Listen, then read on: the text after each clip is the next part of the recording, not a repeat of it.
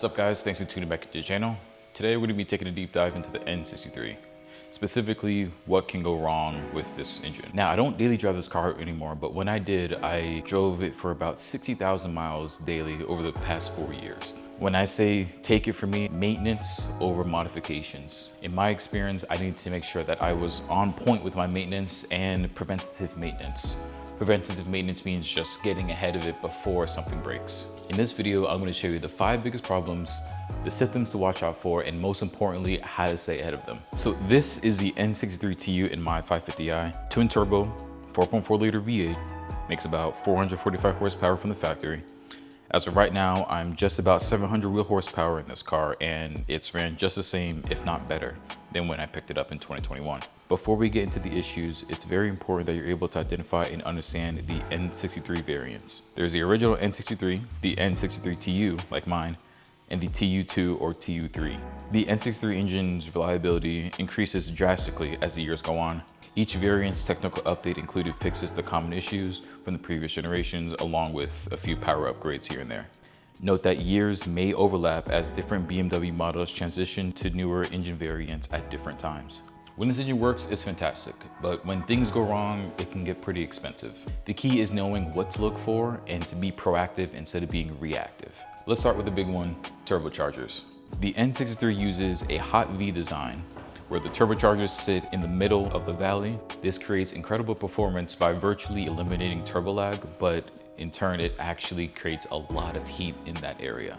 If you're suspecting your turbochargers are failing, you'll see symptoms like wastegate rattle, boost leak codes, reduced power, or your car may sound like a diesel. The turbos that you see here are not the original turbos that came with the car. These are Schwenk's N63 M-Spec turbos that I got back in early 2023. But regardless, the idea of keeping up with your turbos remains the same. When I did have the stock turbos, I still didn't have any issues, and I'll tell you how. I let the car warm up properly, I don't beat on it cold, and I use quality oil. When I'm taking the 550 out, I start my car and wait about 1 or 2 minutes before pulling off.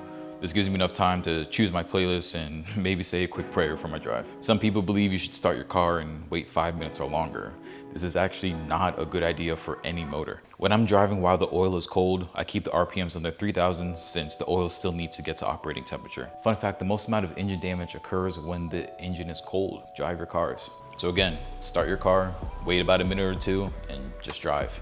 Here's the reality of it. A turbocharger replacement at the shop costs $4,400.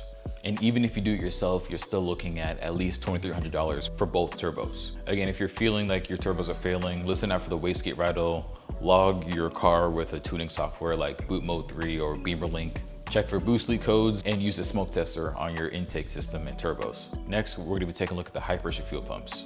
This is one that I personally had an issue with, but my high pressure fuel pump actually technically wasn't fully failing. My stock high pressure fuel pumps were having issues keeping up with the fueling demand of running high boost. The pump sits right here on the engine, driven by the camshaft follower. Now, I did replace them with another set of stock high pressure fuel pumps, but in retrospect, I should have just upgraded them to the F90 fuel pumps. However, to this day, I don't have any issues with my high pressure fuel pumps, but that's not to say that I won't have issues in the long run. I do still have this car tuned on E40, and I am still pushing these pumps to their limits.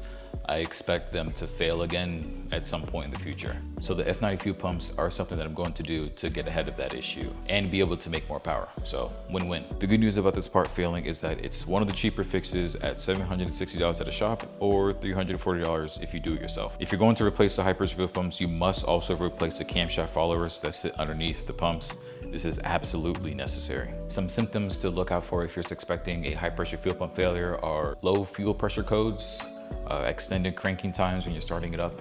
BMW's ISTA software is a great tool to have if you're able to get a copy of one. In the software, you can connect to your car and the software will test the entire fuel system and tell you exactly what's wrong with it. So a few tips to try to stay away from this issue is use top tier gas, use Shell, Chevron, or BP, like name brand gas stations. And if you're running a ethanol tune like E30, E40, or full E85, get an ethanol sensor because you want to make sure you know the amount of ethanol content in your fuel system. If you're just pumping and going, you're probably running the wrong amount of ethanol mixture, and that can potentially damage your fueling system and your engine. The next problem we're going to go over are the fuel injectors. My N63 TU came with EU6 injectors. I basically had the same issue with the high pressure fuel pumps. I had just upgraded the turbos and I needed to get the tune dialed in again, which obviously meant because I was trying to run more boost, which requires more fueling. My tuner notified me that issues with these specific injectors are expected as you start to push for more power. The EU6 injectors do well up until a certain limit, but they're not the best option if you're trying to push for power on this platform. The EU6 injectors are already showing signs of failure, so I proactively upgraded them to the EU5 injectors. When one injector fails, you should probably be aware that the rest of them may fail in due time or shortly after. So it's a good idea to replace all 8 at the same time. At over $1,250 for the full job, this is another expensive repair. As of now, the parts alone are $777 for all 8 injectors and decouplers. Now, some symptoms that you may experience, like a rough idle. You may smell some fuel when you shut off the car, which would indicate a leaking injector. And if you're suspecting a bad injector, you can use BMW's ISDA software. I'll show you a screenshot of what it told me. It said replace all 8. That was not a good day for me. Now, a big BMW problem is oil consumption. I'll say my oil consumption levels aren't terrible.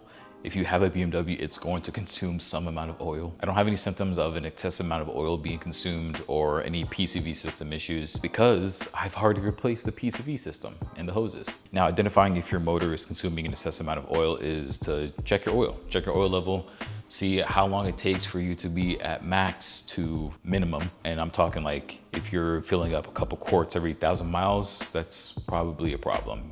And another easy way to tell is if your car is emitting bluish gray smoke when you're starting it up or idling for a while. The PCV system has components inside and outside of the motor. For example, externally, the crankcase hoses or the PCV hoses on top of the engine that connect to the intake, those can fail, they can crack over time. And then internally, the valve stem seals, which is a hot topic on any N63, the seals will be worn out and it'll start allowing oil to pass through into the combustion chamber.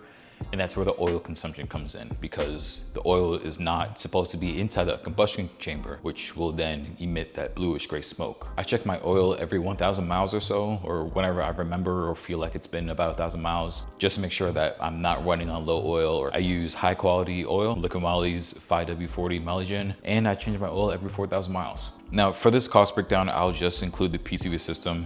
It's more reasonable at $584, making it one of the more affordable fixes on this list. But valve stem seals are likely a $3,000 plus job. Oil changes cost us about $100 to $150, so just change your oil consistently. The last issue that I want to cover is the cooling system. So for the cooling system, I've already replaced the thermostat and I haven't had any problems with the water pump yet. A common point of failure for the cooling system are these hoses right here. These T-fitting hoses.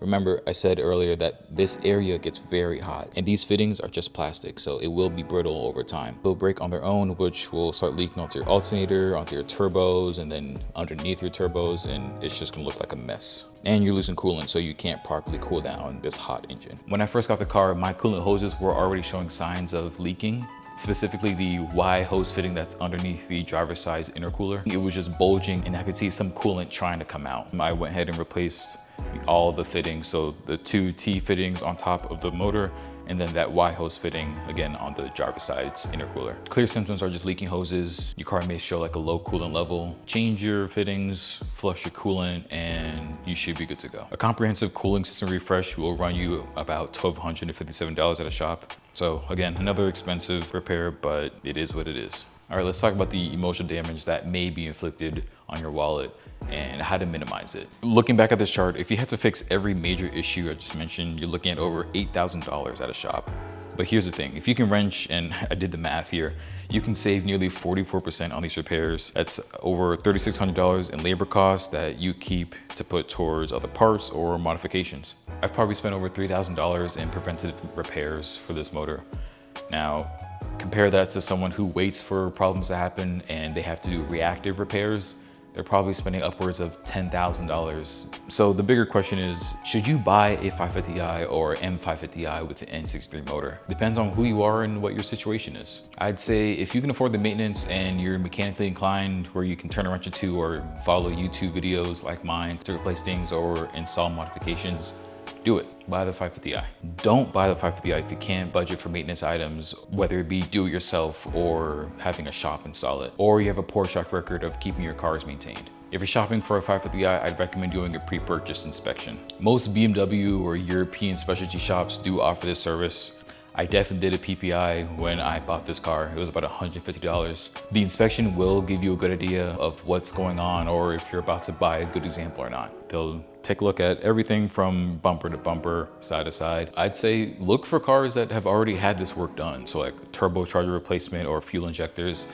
Those are good examples of cars that either failed and have had the problem corrected. It's probably better to buy those cars since those problems are already fixed on someone else's dime and you have a better performing engine. Look guys, the N63 isn't perfect, okay? The newer models still have their issues, but when it's running right, it's an incredible engine. The power delivery, the sound, and the performance make it all worth it.